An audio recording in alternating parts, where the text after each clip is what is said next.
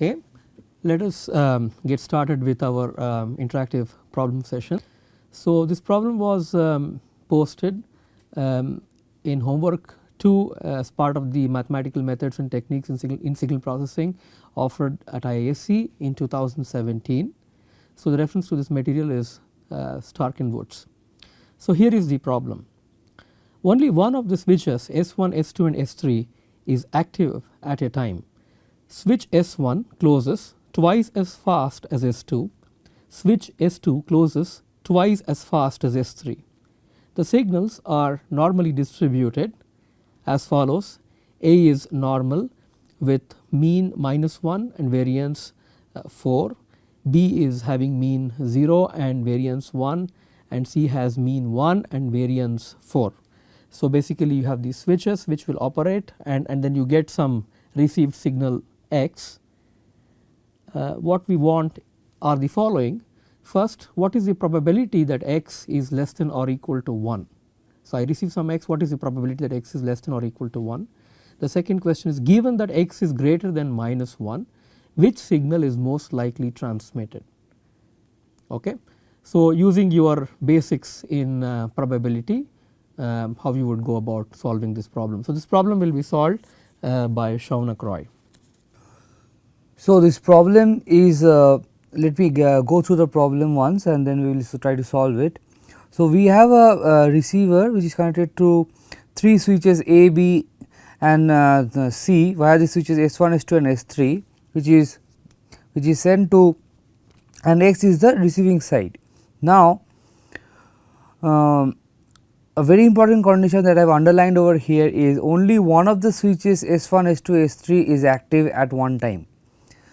S1 closes twice as fast as S2 and S2 closes twice as fast as S3, and the random variables A, B and C are normally distributed with the following mean and variance as given here. We have to first calculate what is probability that X is less than or equal to 1, and next one is, given X is greater than -1, which signal is most likely transmitted. So, we will start working with the first problem.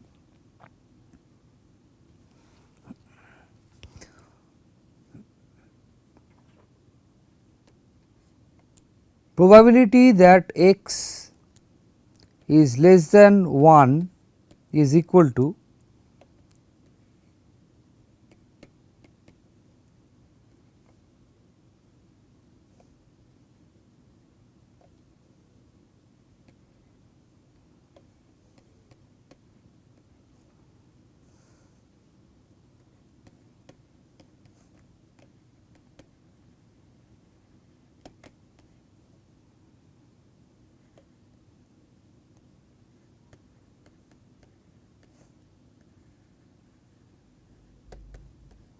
Now, this is exactly the reverse marginalization what we are doing over here.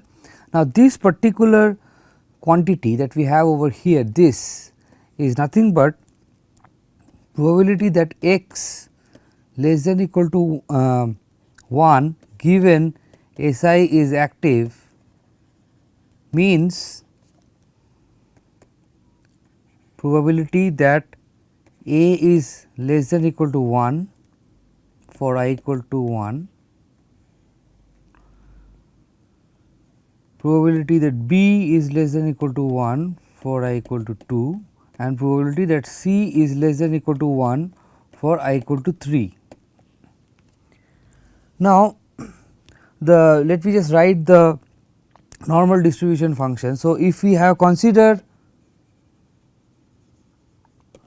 a random variable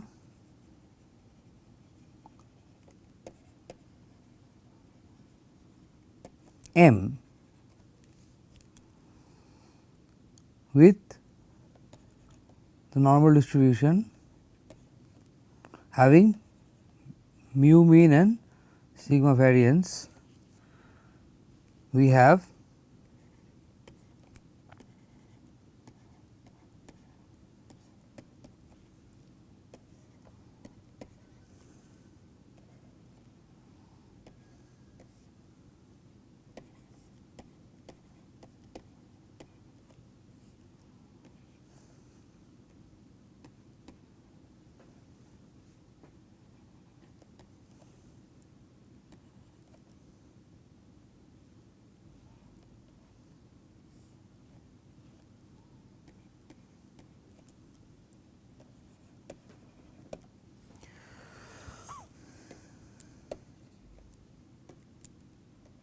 Now, this is the standard normal distribution equation. We will do a small modification over here to make our life a little easier. Let us consider y equal to m minus mu by sigma. We will do a substitution. This implies that dy is equal to dm by sigma, and the limits of integration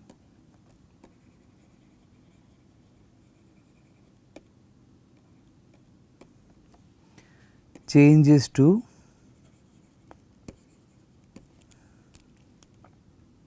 minus infinity remains same, and some b dash which is nothing but b minus mu by sigma. That means, now if after doing this substitution we have probability m less than equal to b is equal to minus infinity to b dash, which is this value over here, 1 by root 2 pi into e to the power minus y square by 2 dy. This is basically, if you now look at the RHS, you will have y less than equal to b dash equal to b minus mu by sigma, where y is equal to m minus mu by sigma. So, this obviously looks a little less messy. As you can see, this is a 0 mean and variance one probability distribution. Now, we actually try to solve the problem. So, what we have to actually solve is these values over here that we have to solve. Just let me open a new page. So,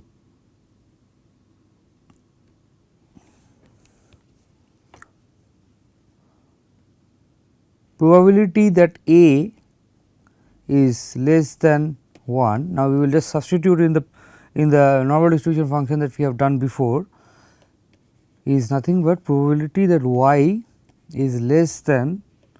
So, we have over here m minus mu by sigma. We are exactly going to do that substitution, and let us just check the normal distribution mean and variance of A, which is given by minus 1 comma 4 over here. So, that means, this boils down to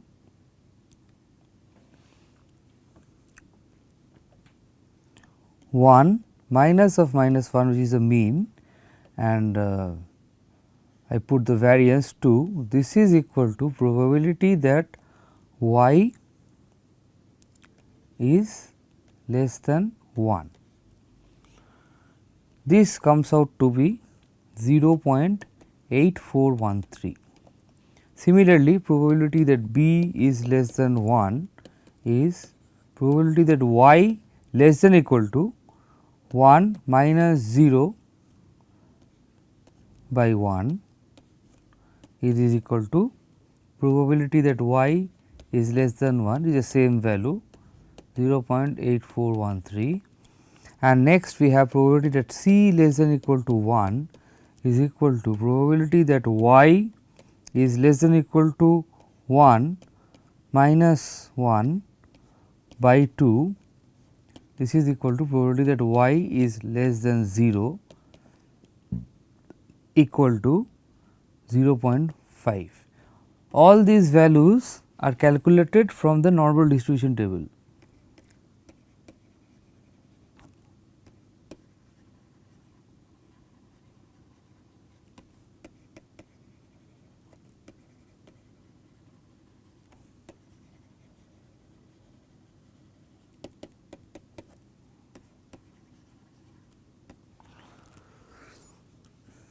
Now, this is what we require for the first problem. I will also write what we require for the next second part of the problem, and then we are going to assemble the problems together.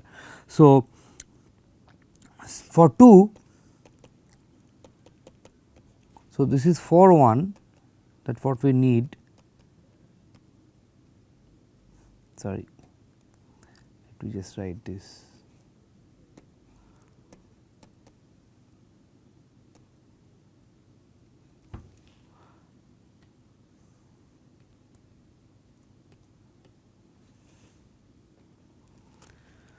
We have to calculate probability that A is less than minus 1 is equal to probability that y is less than minus 1 minus of minus 1 by 2,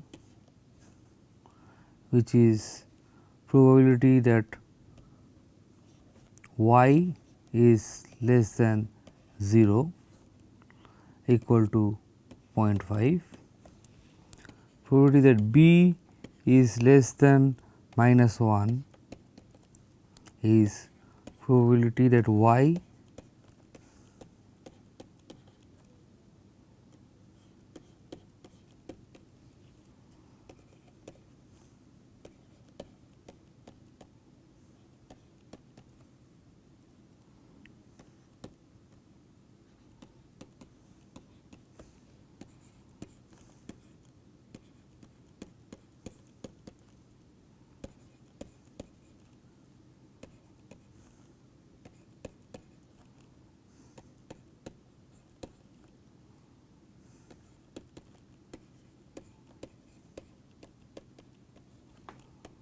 but this is not the only thing that we need here. We basically have to calculate a probability of x greater than minus 1, right. So, this implies that basically we are looking at the reverse order. That means, what we are going to use over here is, let me just write it over here. We are basically want to calculate this thing. So, probability that A is greater than minus 1 is nothing but 1 minus probability that A is less than equal to minus 1. So, that is what we are going to substitute over here for all A, B, C, and just we have this thing, probability of A greater than minus 1 is 0.5. This implies probability that B greater than minus 1 is 0.8413, implies probability that C greater than minus 1 is equal to 0.8413. These values are also calculated from here.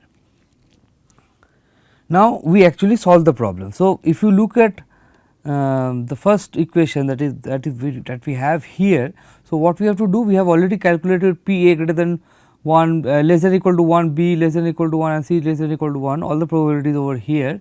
We are going to put that over here, but we also need this probability that S I is active, that we do not know, it is not explicitly mentioned in the question, but what is mentioned is that S 1 closes twice as fast as S 2 and S 2 closes twice as fast as S 3. So, what we are going to do? We will do a simple ratio, that is probability that S 1 is active is to probability that S 2 is active is to probability that S 3 is active is in the ratio 4:2:1, which implies probability that S 1 is active equal to 4/7, probability that S 2 is active is equal to 2/7 and probability that S 3 is active is 1/7. Now, we have all the tools that we need to solve question number 1. So, now let us solve 1.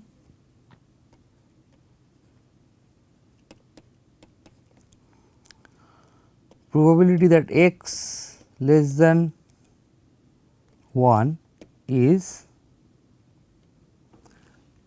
so we have this 0 y less than equal to 1, this a less than equal to 1 into 4/7 plus again 0.8413 into 2 by 7 plus 0.5 into 1 by 7.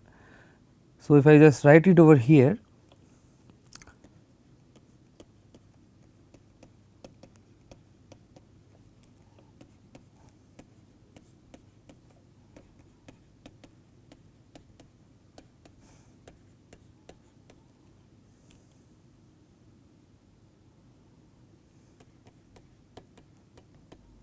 this comes out to 0.7925.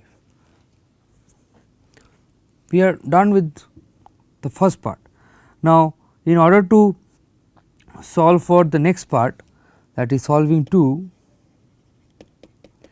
in the same way we will first calculate this thing. Probability that x less than minus 1 is 4 by 7 into 0.5 plus 2 by 7 into 0.1587 plus 1 by 7 into 0.1587, which is equal to 0.3537, but we really need this, right. You need probability of x greater than minus 1, this is 1 minus probability of x less than equal to minus 1, which is given by, which is 1 minus 0.3537 equal to 0.6463. But what we really need is, once we have calculated this, okay, we have calculated probability of x greater than minus 1, but what we need is what signal has actually passed through the receiver, because we know that at a time only one signal has passed, is allowed to pass. So, we have to calculate the a posterior probability. We have to calculate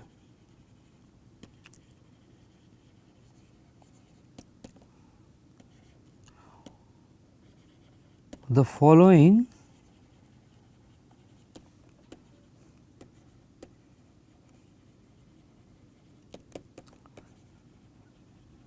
probabilities,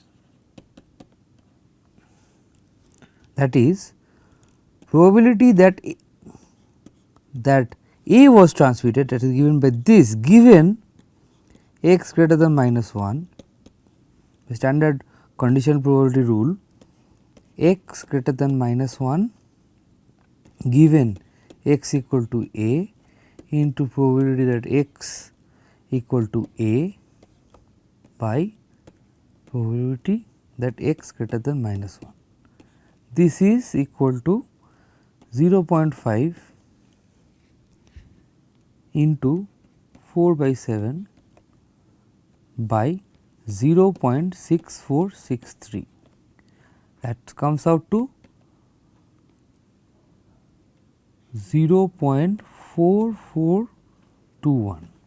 Similarly, we have probability that x equal to b given x greater than minus 1 is equal to probability that x greater than minus 1 given x equal to b into probability that x equal to a by x greater than minus 1. I will just write down the value over here, 0.8413 into 2 by 7 by 0.6463, that is equal to 0.3719.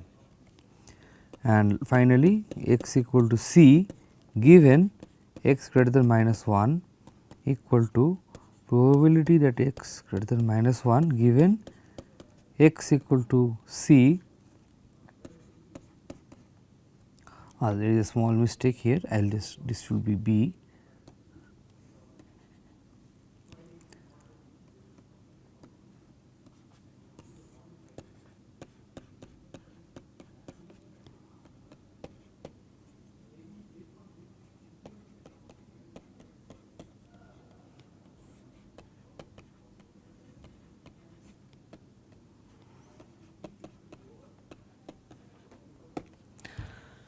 Now, we have calculated these values, but how are we going to make the decision? We are just going to select out of these which is the largest. So, as you can clearly see that A that x equal to a given x greater than minus 1 is the highest. So, that means we can make a decision that this is the highest. So, we can make a decision that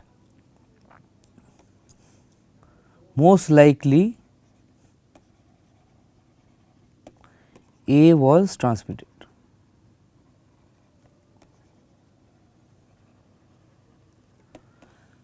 This particular process of decision making is called maximum a posteriori probability decision making.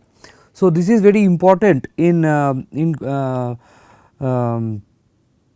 coding theory or wherever there involves a transmission. So, imagine that you have a channel where there is a transmitter side and there is a receiver side. So, what happens is in the transmitter side you send one signal, in receiver side you receive the particular signal, but there may be some error happening inside the channel. So, imagine that the first the transmitter side you can receive either you can transmit either a 0 or a 1, and in the receiver side you are going to receive either a 0 or a 1, but how do you know what has been transmitted with what you have received? So, for example, if what we have to calculate is if at the receiver side we get a 0, then we have to calculate what is the probability that a 1 has been actually transmitted or a probability that 0 has been transmitted. What we basically have to do is the following. So, if we have a channel like this, so suppose this is my channel, this is C. So, this is my transmitter side, that is T x, and this is my receiver side R x. So, here it can send a value 0 or 1, here obviously it will receive a value either 0 or 1, but it might have flipped because of the error, it might have flipped. Let me just write this a little bigger.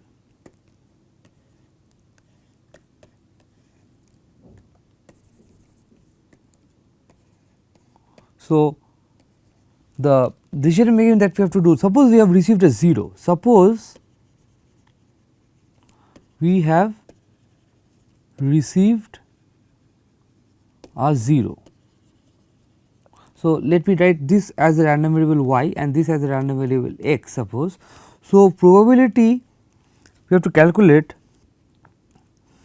x equal to 0 given y equal to 0. That means, y was actually 0 was actually received at the y, we have to calculate probability that x equal to 0, and we also have to calculate probability that a 1 was probably transmitted given we have received a 0. Now, if this is bigger, that means what we have over here is this implies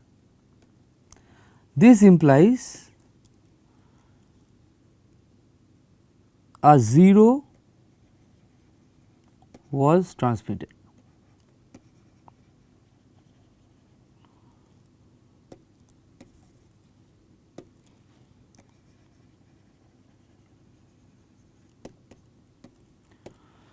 That means, there is actually we have not undergone an error process, but if this was bigger, if this was bigger, that means if this was bigger, then what we will have is a 1 was probably transmitted, that means the bit that we have received is actually an erroneous bit and we flip it back. So, this process of decision making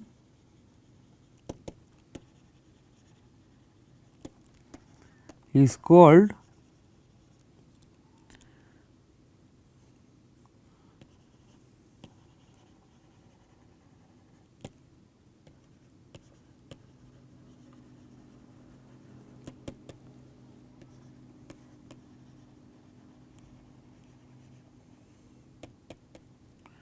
or in our language you can write it as MAP.